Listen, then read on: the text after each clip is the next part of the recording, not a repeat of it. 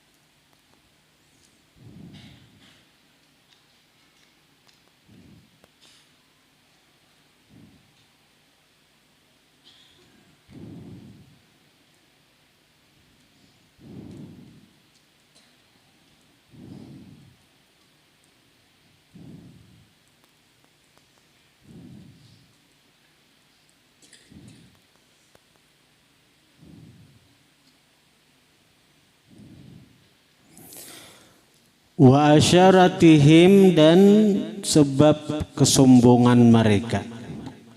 Allati ja'alathum, yang menjadikan itu kesombongan akan mereka.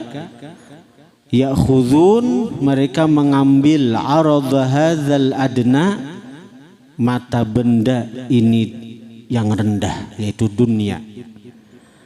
Jadi orang-orang Bani Israel yang itu tuh lebih mengutamakan dunia daripada akhirat. Mereka merasa diri mereka mulia, mereka makhluk pilihan, mereka anak para nabi, keturunan para nabi, sehingga jadi sombong mereka. Lalu mereka melampau batas, wani melanggar syariat. Nah, itu kesombongan Bani Israel. Bani Israel itu artinya keturunan Israel. Israel itu apa? Israel itu nama lain daripada Nabi Yakub. Lah harus tahu toh. Israel itu ngaran lain daripada Nabi Yakub. Israel itu. Nah, Nabi Yakub itu berisi abah Nabi yaitu Ishak. Berisi kai Nabi yaitu Ibrahim. Nabi Yakub ini berisi anak Nabi yaitu Nabi Yusuf. Nah, jadi keturunan mereka itu, keturunan Nabi Yakub ini disebut Bani Israel, keturunan Israel, keturunan Yakub. Lalu mereka merasa mulia, merasa hamba-hamba pilihan, merasa bangsa pilihan. Dan inilah nama ulah mereka ada mau beriman lawan Rasulullah. Karena ujar mereka adalah bangsa pilihan. Sementara orang-orang Arab, apalagi lain pada Arab, itu bangsa-bangsa yang lebih rendah derajatnya daripada bangsa mereka. Ya nang bubun Israel, bubun Yahudi ini kada hakun masuk Islam, kada hakun beriman dengan Rasulullah. Mereka iri dengki, kenapa Nabi akhir zaman itu dipilih dari kalangan Arab, bukan kalangan daripada Bani Israel. Sebenarnya mereka sudah tahu bahwa Allah akan mengutus seorang Nabi akhir zaman. Ciri-cirinya ini sesuai dengan Rasulullah. Bahkan mereka lebih kenal Rasulullah daripada anak mereka seorang. Kenapa? Karena kalau anak itu, karena di zaman bahari itu wanita-wanita itu boleh bebas memilih pasangan, bahkan berganti pasangan. Akhirnya apa? Banyak orang-orang yang lawan anak seorang aja sanksi. Ya jawab anakku nang kayak ini. Dipadahi anakku memang mata mahirip aku tapi hidung mancung, aku pisik kan. Jadi akhirnya mereka itu karena bahari itu disebut sifah, ngarannya sifah. Sifah ini bebas bertukar pasangan, berganti, bahkan berhurupan, bahkan berinjaman. Minjem bini ikam sebulan, ikam ku injami biniku sebulan juga. Sifah itu. Jadi artinya apa? Mereka itu lebih kenal dengan Rasulullah daripada anak kandung mereka. Ya'rifunahu kama ya'rifuna abna'ahum aw asyad. Mereka kenal dengan Muhammad bahwa ini memang bujur-bujur Nabi, sebagaimana mereka kenal akan anak mereka, bahkan lebih. Karena kadang-kadang tadi karena pergaulan bebas, akhirnya anak itu diragukan apakah bujur anakku. Apalagi wah ini kadeda di zaman bahari kadeda tes DNA tuh kadeda. Nah, kalau Rasulullah jelas. Rasulullah itu lahirnya di Makkah, ada di Taurat, ada di Zabur, ada di Injil. Sifatnya apakah artinya tanda-tanda kenabiannya jelas. Kelahirannya di mana, wafatnya di mana jelas. Tapi mereka asyarah, sombong. Wa asyaratihim itu sombong artinya. Mereka sombong. Mereka lebih memilih kepada aradhadzal adna. Mata benda ini yang rendah dunia. Amun aku beriman kepada Muhammad, aku kada akan dihormati orang lagi, kada akan dimuliakan orang lagi, kada akan ada pengikut lagi karena habis pengikutku umpat kepada Muhammad. Itu pangda. Lalu akhirnya sifat-sifat tentang Nabi Muhammad disembunyikan mereka. Dan mereka wani melanggar hukum Tuhan itu apa? Mereka berkata wa yaqulun, mereka berkata sayughfaru lana, akan diampuni bagi kami karena kami adalah hamba-hamba pilihan, kami adalah putra para nabi. Datuk moyang kami Nabi Ibrahim, Ishak, Yakub, Yusuf. Ayo, jadi mereka menyombongkan dengan itu. Ada mungkin kami ini keturunan para nabi cegaran ke neraka, cegaran masuk neraka. Akhirnya mereka banyak berbuat zalim, berbuat aniaya, melampau batas, lalu dihukum Tuhan. Qala Allah Ta'ala, Allah berfirman, fi dzulmin minal ladzina hadu, maka dengan sebab kezaliman daripada orang-orang Yahudi, haramna alaihim tayyibatin, kami haramkan atas mereka tayyibat yang nyaman-nyaman, uhillat lahum yang telah dihalalkan bagi mereka, wa bisaddihim an sabilillahi katsira, dan dengan sebab menahannya mereka akan orang lain daripada jalan Allah, katsira banyak. Orang banyak hendak beriman kepada Rasulullah dihalanginya. Bahkan tadi mereka dan berani menghapus ayat-ayat yang berkaitan dengan Rasulullah Shallallahu Alaihi Wasallam. Nah, jadi mulai zaman Bahari sudah Yahudi ini sombong. Bahkan sebelum diutusnya Rasulullah mereka sudah menyombongkan diri. Akhirnya banyak hukuman nang Allah berikan kepada mereka. Di antaranya nang nyaman-nyaman daripada binatang itu Allah haramkan. Apa nang contohnya? Waqad bayyanallahu ta'ala anwa'a ma harramahu alaihim. Sungguh menjelaskan Allah macam-macam sesuatu yang Allah haramkan akan itu sesuatu atas mereka. Wahwa, yaitu pertama, kullu dzi dzufrin, tiap-tiap nang punya kuku. Ai ma laisa bimumfarijil asabi', binatang yang tidaklah dengan belah jari-jari. Artinya nang kada belah jari-jari itu haram. Minal bahaim, daripada binatang, wa thair, dan burung. Kal ibili, seperti unta, kada ada bebelah jari-jarinya. Wan na'ami, burung unta, kada bebelah jari-jarinya. Wal iwazi, angsa. Wal batti, itik. Nah, jadi angsa haram, itik haram, karena jari-jarinya kada bebelah, bersambung kalau toh. Fahiya alaihim haramun, maka itu atas mereka haram. Yang kedua, asyahmu, lemak. Ai al-maddatu duhniyatu, unsur lemak. Maddatu unsur. Allati takunu fil hayawan, yang ada pada binatang. Fahuwa alaihim haramun, maka itu unsur lemak atas mereka haram. Fil baqari wal ghanami, pada sapi dan kambing. Jadi lemak sapi, lemak kambing itu haram. Lemak sapi, lemak kambing itu haram. Jadi nyamanannya itu toh. Sum-sumnya lemak itu haram.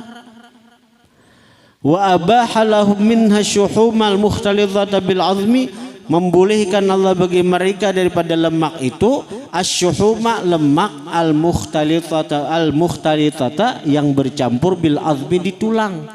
Sanunu nang boleh lemak tuh nang ada di tulang, nang tak campur lawan tulang itu kan sedikit benar. Wa kadza ma yawihil batnu, seperti itu juga Allah bolehkan apa yang mengandung akan dia oleh al-batnu, perut. Wa kadza ma'alika bidzahri, sesuatu nang melekat di punggung, itu aja nang boleh juga. Jadi lemak nang di parut, nang melekat di punggung belakang, itu nang boleh. Adapun lemak murni, unsur lemaknya ada boleh sama sekali. Kadza fi ayatil an'am. Jadi amun orang Yahudi berpegang syariat mereka, ada boleh makan lama-lama. Ada boleh, unsur lemak tuh ada boleh. Nah, tapi kalau mereka masuk Islam, ikut syariat Rasulullah boleh, karena syariat Rasulullah itu menghapus syariat nabi-nabi terdahulu. Ammal ummatul Muhammadiyah itu adapun umat Muhammad, fa innallaha ta'ala Allah ta'ala abaha membulihakan laha bagi umat Muhammad kulla thayyibin tiap-tiap nang nyaman nyamannya. Tiap-tiap nang nyaman Allah halalkan. Jadi ada kaidah usul fikih bagus tuh.